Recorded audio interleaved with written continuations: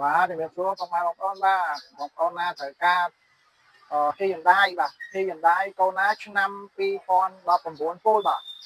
សម្រាប់ឡានមួយគ្រឿងនេះគឺឈ្មោះម្ចាស់ដើមទី1តែម្ដងបាទឡាននៅស្អាតខ្លាំងមែនតើបងប្អូនណាត្រូវការជិះនៅក្នុងក្រុងនេះគឺចំណេញសាំងខ្លាំងមែនតើបាទ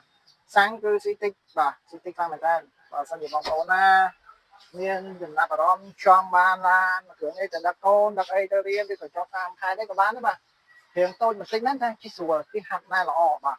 ហាត់ណែល្អបកកង់គឺនៅថ្មីខ្លាំងមែនតើបងប្អូនយកឡានមួយគ្រឿងនេះទៅអត់ចាំបាច់ថតយកទៅថែមថយអីទៀតទេគឺយកទៅគឺប្រើបានតែម្ដងបាទចាក់ទៅសាំងហើយសាំងក៏ស៊ីតិចដែរ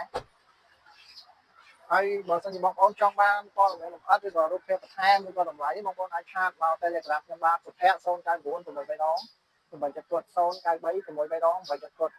ក្នុងមួយខ្សែទៀត066 630 870បាទអរគុណច្រើនបងប្អូនបាទ